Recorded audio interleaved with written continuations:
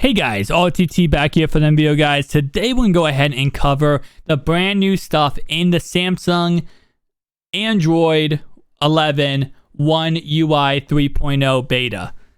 Long freaking name, right? Anyway though, going ahead and looking at this, this is all supported devices as you can see on the top of your screen here. If you have any of these devices, you will be able to run this once it is released to the public.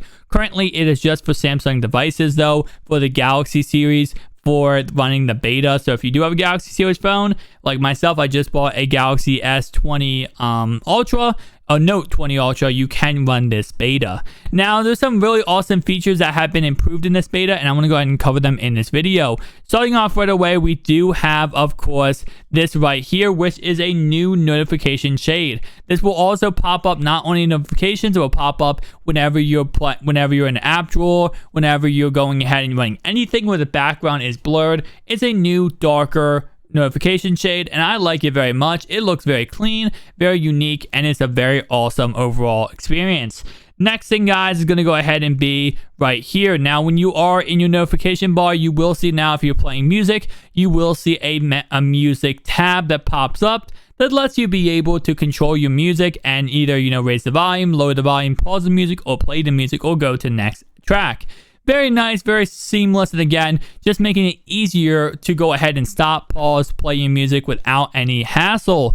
Next thing, guys, we have right here is going to go ahead and be media controls, and you can see right there, it does say go ahead and it says media, and it lets you control all your media connected to your device. So let's say you have some speakers connected, headphones connected, whatever the case, you can go ahead and control this all in one place, so it's seamless and not any hassle.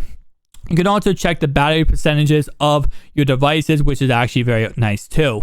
Next thing here, guys, we have smart devices. Now, again, right here, you can see that it says 90% Galaxy. I think that says Boot. I had no idea what that's called. But anyway, though, and then we have, of course, the headset connected. And this lets you go ahead and control your smart devices without any hassle. Now, keep in mind, the thing that sucks about this, it has to be a smart device. It cannot be something like, for example, my trophy case over here, my Ravens helmets, is controlled by my phone. It's controlled by a smart app off my internet. But that is not what this is saying. This is literally physically a smart device. Like for example, her name. I'm not saying because she'll activate, but guys, you know who I'm talking about. Yes, you had to have her in order to go ahead and connect to your phone here. So it does kind of suck in a way, but again, still very, very nice. Next thing we have here is going to be notification history. Now, notification history is a very cool feature. You do have to enable it in settings, and also settings. Everything in settings now is like more bubbly. I don't know how I like about it, but it's alright. Anyway, notification history does go ahead and give you the notification history of the last week, 2 weeks, month, whatever the case. You can see if you do miss something, maybe you'd scroll back up and see, hey, did I miss this, this, and this? It doesn't go away. It is in your notification history. Next thing we have here, guys, is going to go ahead and be more control for your audio devices. Now, I actually compare this to kind of like a PC type device. If you guys do have a PC, when you go ahead and change your volume controls, you can control it kind of like similar to what this looks like, where you have, your ringer, you have your media, you have all different types of items that you can control your whole entire sound system with, which is very, very cool. And overall, again, a very nice interface. Next thing we have here is going to be 3D Touch for Android now. Of course, 3D Touch, what it is instead of going into an application, now all you have to do is go ahead and 3D Touch, go ahead and hold your finger down on an application, and it will pop up just like this. And you can do quick things without going into the application. So as in scan your QR code, new message, new tweet, capture or search. Again, do all that. So once you click on that, it takes you right in the application, exactly where you want to be. No wasting your time doing anything else, which is very, very nice. And finally, we do have Video Enhancer, which lets you go ahead now and choose specific apps you want to go ahead and enhance.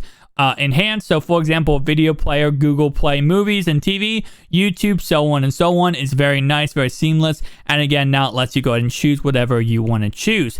Guys, that's pretty much it for Android 11 One UI 3.0. Tell me down below your thoughts and opinions. Do you love it? Do you hate it?